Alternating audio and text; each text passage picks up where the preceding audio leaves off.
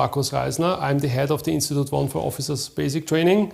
And today I would like to give you an overview about the situation along the front line in Ukraine on day 964. First of all, the starting point would be what we have discussed with you in our last briefing. So we have seen in the last weeks and months phase 7, the so-called second Russian summer offensive. As we have seen, the Russians were able to adapt in various of fields during the last months. And we have seen that from both sides there were attacks and counterattacks. Let us have a view about the strategic, operational and tactical objectives of this Russian summer offensive. The strategic objective is still the same. It is the aim of Russia to destroy the critical infrastructure of Ukraine by their means, which means they can actually use their long-range bombers, Iranian drones, cruise missiles and ballistic missiles. When you have a look on what happened in September and August, then you can see that pretty much in September every night there was an attack against the critical infrastructure of the Ukrainian side. And that brings Ukraine already to the edge, because we can already say that about 80% of the critical infrastructure is either damaged or even destroyed. Ukraine tries to counter this strategic campaign of the Russian side by conducting their own counteroffensive. What do? Actually, they try by their own means, which means self-produced cruise missiles and long-range drones, to attack objectives of importance on the Russian terrain. A good example for that was the attack on the ammunition depot of Torobets on the 18th of September 2024. It is said that about 30,000 kilotons of ammunition exploded. But the problem here is that there is still no saturating effect on the Russian side. Now let's go to the operational objectives from the Russian side. The Russians try to attack along the whole front by using different so-called operational groupings, from the north called Sabat till the south called Dnieper. At the beginning of the summer offensive, the Russians conducted a feint attack on Ukraine forces, and the task was more or less to fix Ukrainian forces to the north of Kharkiv, especially in order to force the Ukrainians from the Donbass front to the north. After this was done, the Russians started the full offensive by attacking, by using those means, allaying several attack axes. To give you an idea what it looks like on the front line, I would like to show you this video from the 46th Air Assault Brigade. In that video, which was recorded at Kurakhove, you can actually see a Russian mechanized attack column, which is repelled by Ukrainian means.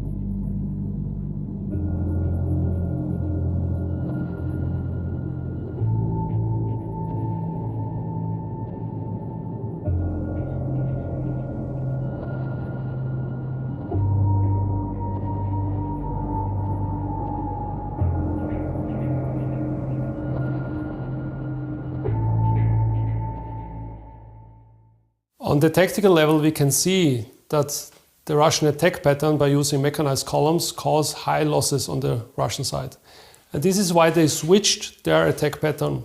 What they do now is actually they use small units equipped with light vehicles to probe into the Ukrainian defense positions in order to exploit any little gaps which they can actually find along the front line.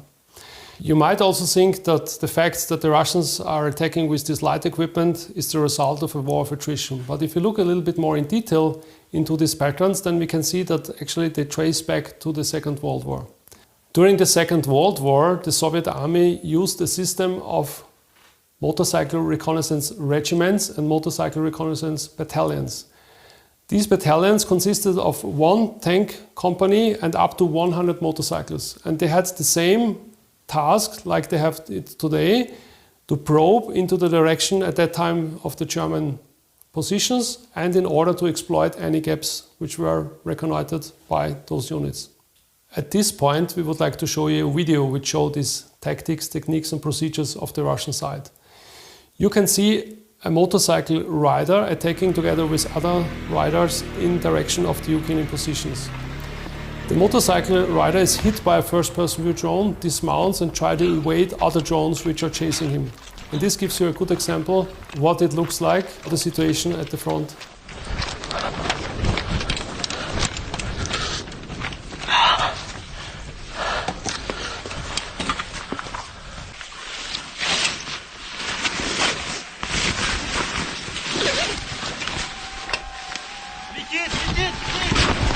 Автомат! Автомат!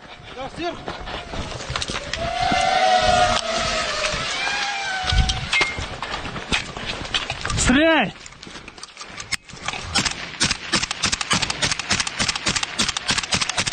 Автоматическим!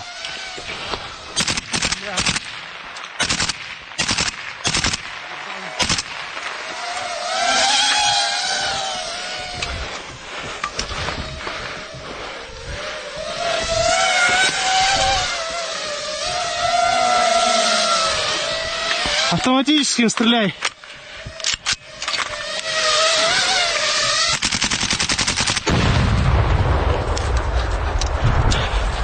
Бегом!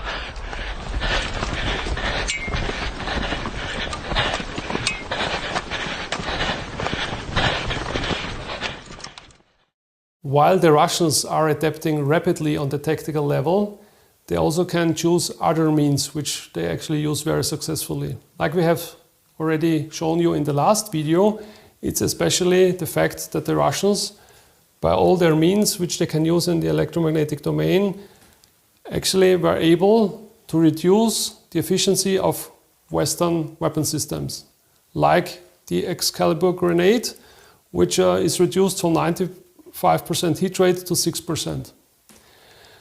On the other side, we see that the Ukrainians also have a success story, because the Ukrainians use a variety of different drones. And these drones are, from the one side, are used as attack drones, but also used in the electromagnetic field against the Russian side. The Russian and the Ukrainian side try to evade these means by using specially adapted drones, like drones which were actually controlled by cables. At this point, we would like to show you another video, which shows you how rapidly the Russians are adapting. In that video you can see a Ukrainian tank which is accompanied by a vehicle equipped with counter-electronic warfare means. You can see the Russian drone which is bypassing the second vehicle and hitting the tank. Why is it possible for the Russians to attack the tank? Because the drone is wire-guided. After we have discussed the situation on the strategic, operational and tactical level, I would like to go a little bit more in detail along the front line. First, I would like to start once again with Kharkiv. So the operational grouping Sever, which means north, attacked at the beginning of the Russian summer offensive against the city of Kharkiv. The Russians forced the Ukrainians to bring up reserves to counter this attack. The situation along the Kharkiv front ended in a stalemate, but with devastating consequences, as you can see here at the city of Vovchansk, which is to the northeast of Kharkiv. As you can see, pretty much the city is completely erased from the earth. Another hotspot was the situation south of Kupiansk. In the area of Pishane, the Russians were able to exploit the situation along the front line and to attack further direction west, and they are closing in to the so-called Oskil River. If the Russians are able to manage to reach the Oskil River, they will split the Ukrainian front to the north and to the south of Pishane. To the south of Kupiansk, at the city of Chasiv Yar, heavy fights were going on during the last weeks and months. The Russians are trying to cross the Seversky Donbass channel by using 3 bridgeheads and to occupy this prominent terrain along Chasiv Yar in order to control the surrounding area to the west of Chasiv Yar. To the south of Chasiv Yar, we have seen the most significant hotspot. The Russian summer offensive culminated around the city of Pokrovsk. The Russians were able to penetrate the first defense line and to break into the second line of defense. And the question now is, will the Russians be able to attack further direction Pokrovsk? What we can see at the moment is that the Ukrainians are trying to build up new defense systems to the north and to the south of Pokrovsk. Like the Russians did in Kharkiv, the Ukrainians tried to do the same at Kursk. They attacked from the Ukrainian territory in direction of Kursk in order to force the Russians to bring up reserves from the Donbas region into the Kursk region. In the beginning, that attack and penetration was quite successful, but after several days, the Russians were able to contain the situation. And what we can see here is that the Russian troops from the north and from the east are trying to envelop the Ukrainian troops and to force them back to the Ukrainian territory.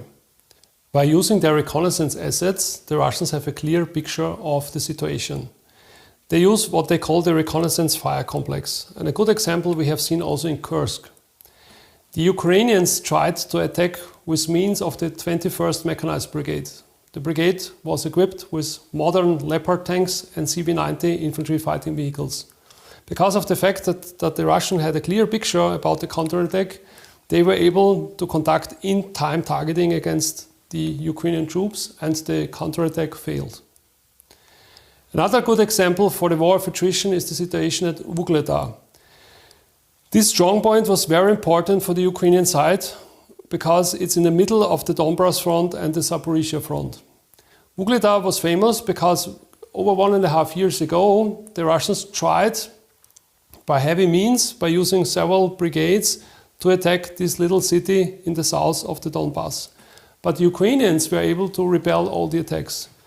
But the question is, what happened now 1.5 years later? And this gives you a clear idea about the war of attrition. Because during the last 1.5 years, the Russians, by using artillery, rocket artillery and gliding bombs, had a devastating effect on the strongpoint. And at the end of the day, the Ukrainians were forced to withdraw their troops to the north. And the Russians were able to capture this strongpoint. And Vuhledar is a good example for other hotspots along the front line. Another one is the situation currently to the southeast of Pokrovsk, where you can actually see that the Russians try to envelop a significant amount of Ukrainian forces in the region of Kurakhova. And while the situation along the front line is deteriorating for the Ukrainian side, we can see that the Western allies obviously are hesitating to deliver more equipment, more resources to the Ukrainian side. We can see it very clearly when we look at the discussion about long-range weapons. You can see first it was discussed that there are weapons delivered, and then finally, after a trip of the British Prime Minister to the United States, it was decided not to deliver long-range weapons. And while we are hesitating in the West, Russia tries to exploit this situation in the information domain, because Putin said very clearly that the West has to assist Ukraine in their attacks against Russia. And in his opinion, that means a participation in the war on the side of Ukraine. What is he referring to? There is a technical system which is called terrain contour matching system, which is used to guide cruise missiles in direction of their target.